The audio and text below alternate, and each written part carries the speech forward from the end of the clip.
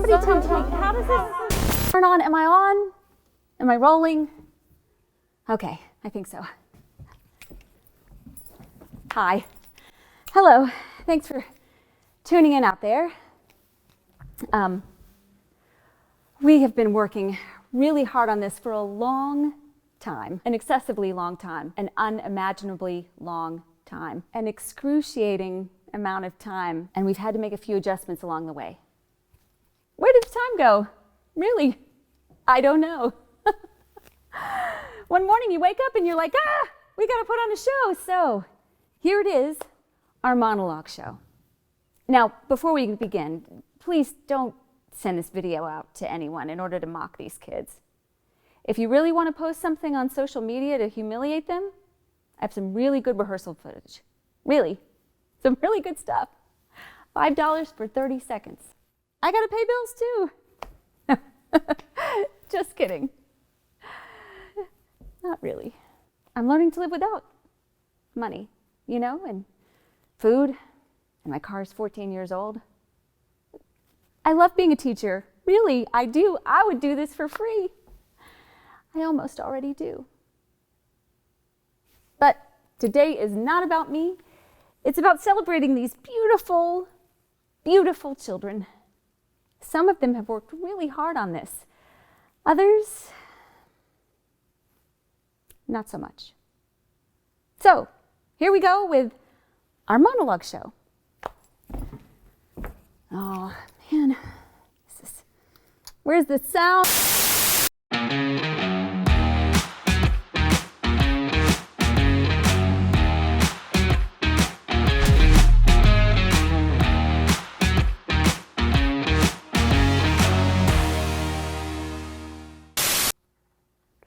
When I was younger, I had a serious self-esteem problem. Seriously, y'all, it was serious. And then my teacher told me something like, Bailey, you're amazing. And I was like, OMG, I am amazing. I could just never realize it before because I had hand-me-down clothes and I couldn't spell or jump rope or run very fast or whatever. Like, I couldn't do anything, right? Like, I had no skills at all. But then after she told me that, I was like, I am amazing. And the rest of the people are pathetic. And it was like, I'm not going to cater to people telling me what to do. Like, who do you think you are telling me it's bedtime, Dad? I'm only like 11 years old or whatever, you're like 50. You should have all kinds of stuff. Instead, we've only got like 3 cars. Jay Leno has like 18,000 cars. Why couldn't you be more like him? Do you people watching this know how lucky you are? If you're watching this later on, you can be like, that was the time that I saw Bailey in a show and she was amazing. My parents are recording this right now. I know they're not supposed to, but hey, they pretty much record everything I do. Later on, they're probably going to have a binge session where they're like, hey, let's put on 390 hours of Bailey footage we've taken over the years. They're so honored to be my parents. They are so lucky.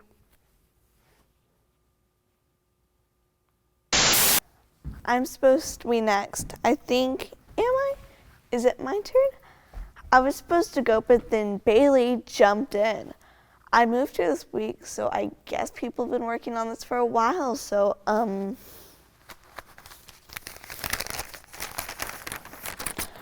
my earliest memories when I was 4, we were swinging on swings in a park near my house, and it was really fun. The end.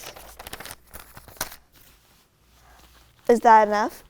My teacher is waving at me like I'm supposed to do more now. Okay, so, we were in this park and it was really fun. I saw a squirrel. Oh, I guess that wasn't in depth enough. Has anyone ever thought that squirrels were basically rats with big tails? And if you get freaked out by rats everywhere, then you should get freaked out by squirrels too, right? I mean, like, squirrels are basically rats in costume. So next time you see one jumping in the tree next to your house, you should run away screaming. That's my advice to everyone. In conclusion, this was a great assignment and I put a lot of work into it. So I changed my monologue. I hope that's cool. I know we're supposed to be working on this on our own or whatever, but I've had an epiphany. I am loving this isolation thing. Oh my goodness, it's the best because it gives me more time to spend with my sister, Brianna. Brianna's like, well, she's basically like a goddess. I know it's a little weird for a sister to think of her other sister as a goddess, but it's just the truth, right? Now I get to spend all day with her, which is the best. I wake up and I wear it to her door. Sometimes I scratch it like I'm a little animal, like, hey, wake up. It's time to have another fun day with the best friend in the whole wide world, your sister. Scratch, scratch, scratch. I can't actually open the door because she locks it for some reason, but I just wait because sooner or later she's gonna come out and then boom, there I am. We laugh so much, we play games all the time. Like we play this one game where she has to hide somewhere in the house and I have to find her. Usually she's really quiet, like she's hiding in the dryer and crying, you know. I don't know how she fits in her dryer, but she's really determined to hide from me. It's so funny. Sometimes she'll throw stuff at me like a book or a cordless drill or a piece of furniture or whatever. It usually doesn't even hurt that much, but it's so great to spend time with her. So I usually try to wear the same clothes as her, so whenever she comes out of her room, I usually try to go into my room and change her into whatever it is she's wearing. It's so funny. Then she screams and pretends to get all upset, but I know deep down it's super flattering. I hope this goes on forever. I cannot take it. I've tried everything. Speaking to her like a human being, trying to reason with her. Brenda, you can't spend time in your room by yourself. It's possible. Brenda, you don't need to wear the same clothes as me. We're not even twins. When I had in the dryer, it's not an invitation for you to come and find me. Nothing works. She's immune to language. I think, honestly, my working theory is that aliens came down in the middle of the night and replaced her with an android designed to drive me insane. I mean, I don't get it. She used to be somewhat normal. I know it's weird that she took this theater class with me, but it has gone off the rails, y'all. Off the rails. I tried calling animal control to see if they might capture her, but when they showed up in the van with the nets and everything, they didn't even try to get her. I told her she was a very large possum, dressed as a human being, but they didn't even believe me. I was like, give me the nets, I'll do it myself. But apparently you have to be trained or whatever to capture things in nets now, which is totally unfair. She's not even that fast. I could have totally captured her. She would have a nice life at the pound with a bunch of other animals. She likes animals. It's probably the best place for her. In a little wire cage where they insert some food through her hatch, she'd be fine. Our parents are no help either. My mom just shakes her head, says she has a work call, and locks her door. My dad just watches sports reruns on television. They think I'm kidding. They think I'm not about to take drastic measures. Have you ever seen The Shawshank Redemption? I'm currently tunneling my way out of my room behind a poster of Justin Bieber. Soon she'll scratch at that door and I won't even be there. I'll be on my way to Mexico. I'll take a new name, change my hair. No one will ever find me, especially my sister. This isn't being recorded, is it?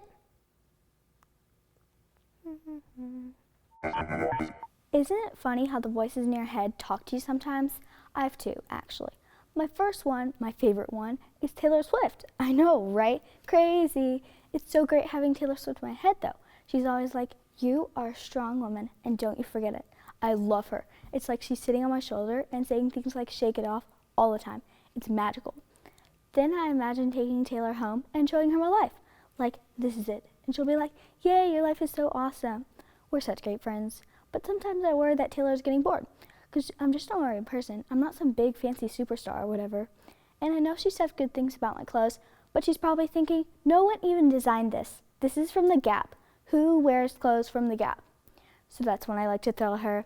I went to Macy's this one time, and I was like, Taylor, what would you do if I shoplifted this sweater? And Taylor Swift got all worried, and she was like, don't shoplift. So I was like, okay. So I went to the counter instead. And there's this nice lady there, and she was like, can I help you? And I made my eyes go all crazy, and I was like, give me all the money now! OMG, Taylor was freaking out. It was so funny. So I tied up the lady with the scarf or whatever, and I grabbed the cash, and I was like, run! And there's a security guard chasing us, and I grabbed the mannequin, and I smashed him over the head with it. Boom! He's unconscious and bleeding or whatever.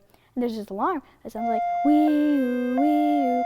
It was so fun. Taylor was not bored. She's screaming her little Taylor Swift scream. And let me tell you, she still sounded beautiful. She's an angel. We ran out of there before the cops showed up. I told Taylor, I'm never going to let you be bored with me, ever. I think she really liked that. She's going to be so surprised by what I do next. Mwahaha. When one is preparing to be a professional actress, one has to be prepared to show range. I've got range. I have so much range, it's astonishing, really. And I know Miss Banks said this assignment was about telling a personal story or whatever, but you people are in luck because my life is dramatic. You see, when I was a small child, I lived in extreme poverty. Just above the age of 4 or 5 or 6 or 7, my cruel parents would set me out of the streets at night to beg from people passing by with only a small little hat. And I was supposed to do a little dance like this. Please, sir, can you spare some change for me? I'm ever so hungry. You there, fine gentleman, can you spare some change for me? I'm all alone. And in case you were wondering, I was British when I was younger. Then, one day, a rich gentleman appeared upon the horizon. There, I see him. And he told me that he was my long-lost uncle that had made a fortune in platinum mines in Azkaban. We were saved. It was a joyous day. I laughed. Oh, how I laughed. But then he died before he could give us any money. And it turns out he wasn't even related to us at all. He was just on a psychotic break. So then we were very sad again. But then, one day, we were attacked by ninjas. And luckily, I'd been training for years.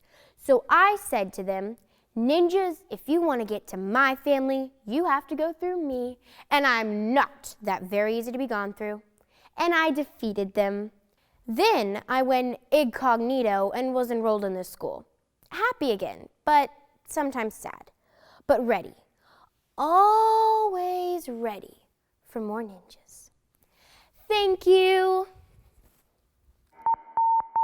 I've never really liked my name. It's been a constant source of ridicule from other kids, and teachers, and strangers, and people on the internet. When I turned 12, I asked my mom, "Why did you name me Barney?" "There is no one in our family named Barney. You didn't even name me Bernard, or Barnwell, or Bartholomew. Just Barney. Why? Why did you do this? What was wrong with you?" And my mom smiled and laughed and said, "Son, I was on a lot of painkillers, and I think I was watching a show about a dinosaur, and it just spoke to me." Barney. She named me Barney because a purple dinosaur spoke to her through a haze of hospital-administrated drugs and commanded her to name me after him. I get teased every day. And she said, "Kids are cruel." And I said, "Grandma teases me." And then she says, "I never liked her. So this is my life. Every day I'm walking down the hall and someone starts with, 'I love you, you love me, we're happy.' Usually I throw a book at them. I'm taking Taekwondo and karate and Brazilian Jiu-Jitsu. I get in fights most days." Why don't I go by my middle name, you ask? Well, my middle name is Baby. "Mom, why is my middle name Baby?" She says, "That's because you look like a baby." Then I say, "That's because I was a baby." And she says, "I know, so the name really fit." Then I say, "But at some point I would no longer be a baby." Then she says, "Yeah, I wasn't thinking that far ahead." The school says I have behavioral problems, that I am disturbed, that I can pick fights with garbage cans?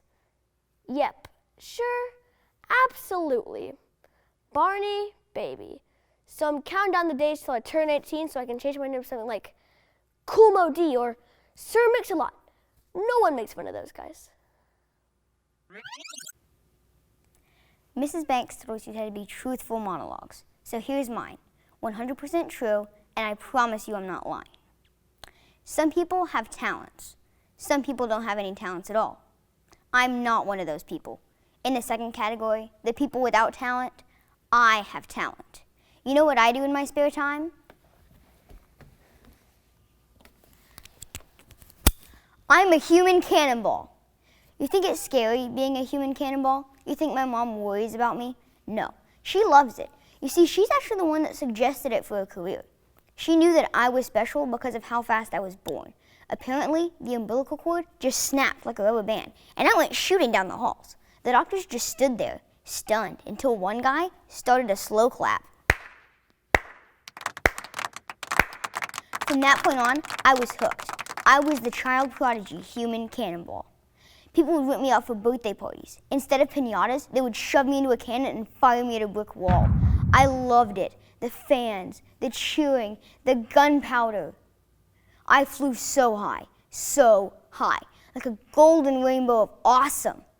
When I was 10, I achieved low Earth orbit and landed in Narnia on a talking lion, and I killed him. And I became the king of a magical land with talking animals. And I may have also suffered brain damage. And thank you, talking animals. I have listened to your requests and will no longer be eating most of you, except for the talking pigs, because you guys are delicious. This is the truth. Thank you. I'm going to tell you a story about my greatest triumph, the 6th grade spelling bee. You can learn parts of words and waste your time memorizing the dictionary and whatever, but that's not what wins. What wins is mental domination. The key is to introduce fear into the hearts of the other competitors, break their spirits. You can tell right away which of them are going to crack like tiny little eggs. You make eye contact, stare into their souls. This is my look. I call it corpse eye. I find the first little boy. I get about this close to him. I'm so close our noses might touch. And then I whisper, "You think you understand the proper spelling of Latin verbs? Go home, little boy. I'm going to enjoy crushing you." And then you know what I do? I blow in his face. He freaks out like a swarm of bees just stung him. He starts crying. He'll be out in the first round. I use a different tactic with the girls. They've prepared for months. They're all full of confidence and hope. They've got little pigtails and smiles. I start the rumors. "So I hear you're using performance-enhancing drugs." "What?" "But don't worry, I won't tell anyone, but people are talking." Then I move on to the next girl. Miranda says that even if you win, she's stealing your boyfriend. "I don't have a boyfriend." That's not what Samantha Poole says. By the time we get on stage, everyone hates each other. Who's their friend? Who's their enemy? It's a slaughterhouse. Down to the final two, me and Stephen Williams. Stephen is cold as ice. He stares forward, acts like he's deaf. He pretends not to see me, not to hear me. He's a machine. The word is syzygy. Definition, please. An arrangement of heavenly bodies. Country of origin, undetermined. He starts spelling. S-Y-Z. He thinks he's going to win. He knows the word, but then, just for an instant, he glances in my direction as if to say, "I'm going to win." And that's when I unleash the look that will win me this competition. I call it spastic thunder. It looks like I'm having a seizure. Stephen loses his place. He makes a mistake, a second Z. Ding, he's out. And that's when I give him my final look, flaming triumph. My word is pulchritudinous. I'm so awesome I don't even have to ask for the country of origin. Pulchritudinous. Pulchritudinous. Boom. Mic drop. I'm taking home a cool $100 gift certificate to Barnes & Noble, and that's how the game is played, suckers. Why hasn't J.K. Rowling written any more Harry Potter books? I mean, come on. What else is she doing with her time? She's J.K. Rowling. She should be writing more Harry Potter books. Okay, I know she's writing detective novels under her assumed name or whatever. So, what the heck is that? Is there any magic and mythical creatures and fancy stuff in her detective novels? No. I picked one up. Someone gets a severed arm in the mail. I'm serious, y'all. There is a severed arm in it. What the heck? Write some more Harry Potter, will ya? So I came up with a plan. Maybe she's out of ideas. Maybe she needs a little bit of help. So that's where I come in. So here's what I'm going to do. The next time she makes an appearance on the Today Show or whatever, I'm going to charge the stage. And I'll have to do it fast because there'll be bodyguards or whatever. So I'll charge the stage and throw my ideas at her and be like, write some more Harry Potter, will ya? So I'll hurl my ideas at her. I bet she'll love that. So she picks up the ideas, right? At this point, the bodyguard's probably having a chokehold or whatever, but JK just holds up her hand and is like, wait. She reads out loud, Harry Potter and the Divorce Attorney of Doom. Harry and Ginny are fighting. Harry's losing his hair. The magic is dead. Not the actual magic, just the attraction between them or whatever. Harry and Ginny both cast love spells at each other, but Hagrid shows up for a surprise visit. Boom. Love triangle. Hagrid's like, what's going on? Harry and Ginny start fighting. He's mine. He's mine. Expelliarmus. Cruciatus Curse. Everyone is crying. Someone apparates from the Ministry of Magic, a divorce attorney. Voldemort. What? Harry Skunk goes crazy. What? I thought you were dead. They gave me a new job. Harry, the boy who lived but couldn't make his marriage work. Voldemort laughs. Harry and Ginny divorce. Harry moves into a one-room apartment with Neville Longbottom. Ginny moves in with her parents. Again. I'm pretty sure this would be awesome. Now, if I could just get it to J.K. Rowling. Is it my turn? Am I supposed to go now? Because I thought I was supposed to be number 10, and then we kind of skipped a bunch, and then some people took a really long time. So I'm not really sure what I'm supposed to do here, but I guess I'll go. If you need me to, but if you don't need me to, that's also cool, because I'm just fine sitting back and watch this madness. Perfectly content to just sit back and not make any waves or whatever. But I guess I'll go. The person who means the most to me is my grandmother. Wait, what? No one told me I had to memorize this. Fine. The person who means the most to me is my grandmother. Her name is Mimi, and she's from Toronto, and I love her very much. This is why I cry. If I'm not crying, it's because this assignment was too difficult. There, are you happy?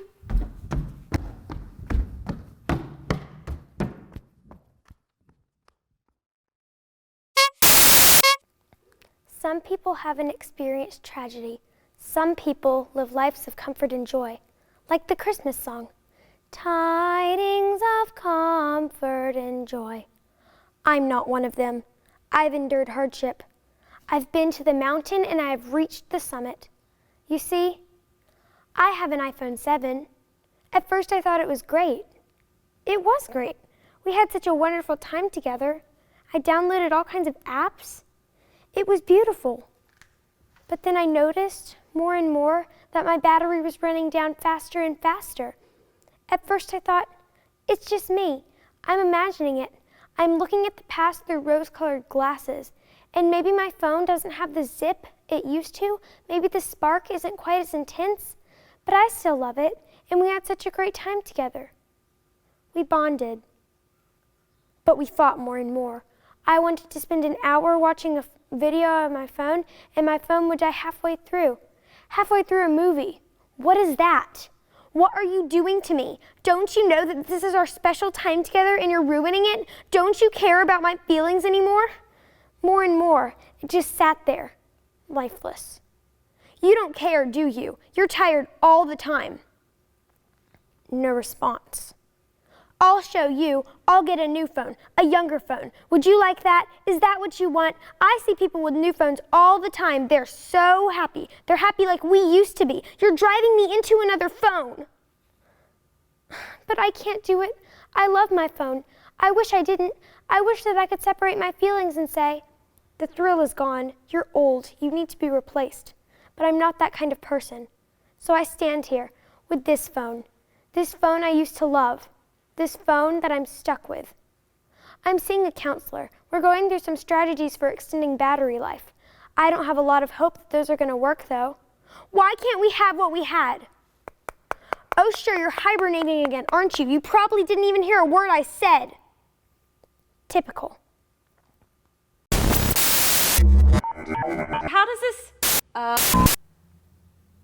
And that's all the time we have for our show. Thanks for tuning in out there. How do I get this?